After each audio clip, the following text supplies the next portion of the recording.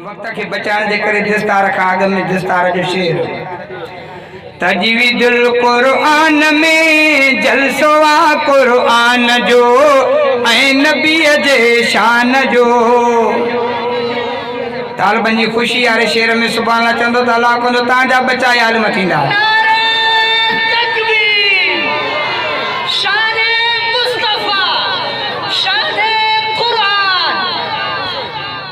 अदा हिम्मत करे न जड़ा सब हटाए वने अग्या कोई भी सामने न अचे साइड ते कादरपुर जे शहर में जलसवा कुरान जो ऐं नबी जे शान जो जलसे में दस्तार आ रहमत जी वसकार आ कुर्ब आ रहमान जो जलसवा दस्तार जो तजवीदुल कुरान में जलसवा कुरान जो ऐं नबी जे शान जो दीन जो बागी जो पोखे व्यो साईं अब्दुल फताह व्यो करे राजी अल्लाह दीन जो बागी जो पोखे व्यो साईं अब्दुल फताह व्यो करे राजी अल्लाह सदाम हुसैन ऐं भुट्टो मौलाना इमदादुल्लाह तन जी मेहनत आदा पुटड़ा ताईं खेत पानी ॾने दीन जी खिदमत करने तोहफ़ा ईमान जो जलसवा कुरान जो तजवीदुल कुरान मदरसे में जलसवा कुरान जो ऐं नबी जे शान जो कादरपुर जे शहर में जलसवा कुरान जो ऐं नबी जे शान जो मौलाना अब्दुल मजीद जी मेहनत सां आलिम बणिया हिन इदारे में बहजना मौलाना अब्दुल मजीद जी मेहनत सां आलिम बणिया हिन इदारे में बहजना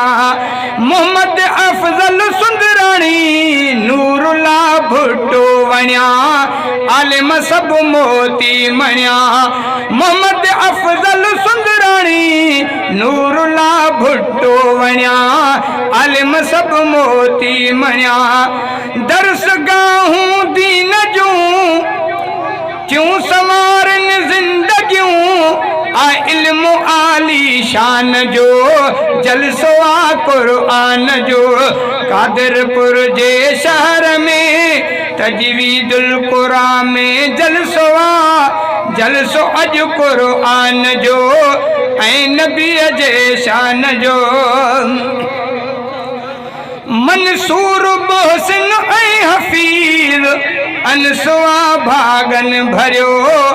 बख्त तन जो आवरियो मंसूर मोहसिन ऐं हफीज अनसवा भागन भरियो बख्त आतन जो वरियो अब्दुल फताह वास जो कुरान सां सीनो ठरियो बख्त आतन जो वरियो हिन मदरसे में फैज़ आकारी फजल रहमान जो जलसवा कुरान जो हिन मदरसे में फैज़ उगाही फजल रहमान जो जलसवा कुरान जो कादरपुर जे शहर में तजवीदुल कुरान मदरसे में जलसवा कुरान जो ऐं नबी जे शान जो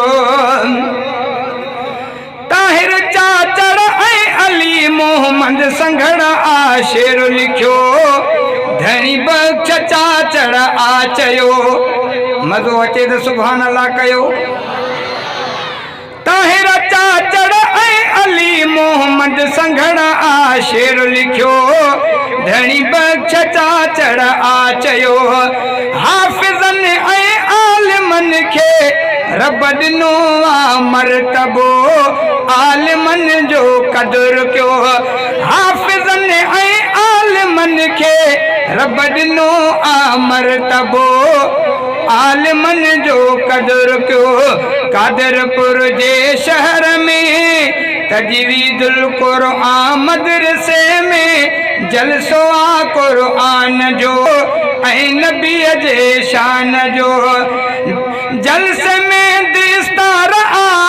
रहमत जी वसकार आ कुर्ब आ रहमान जो जलसो आ क़ुरआन जो कादरपुर जे शहर में अजो जलसो आ क़ुरआन जो ऐं नबीअ जे शान जो। अस्सलाम वालेकुम। माशाअल्लाह।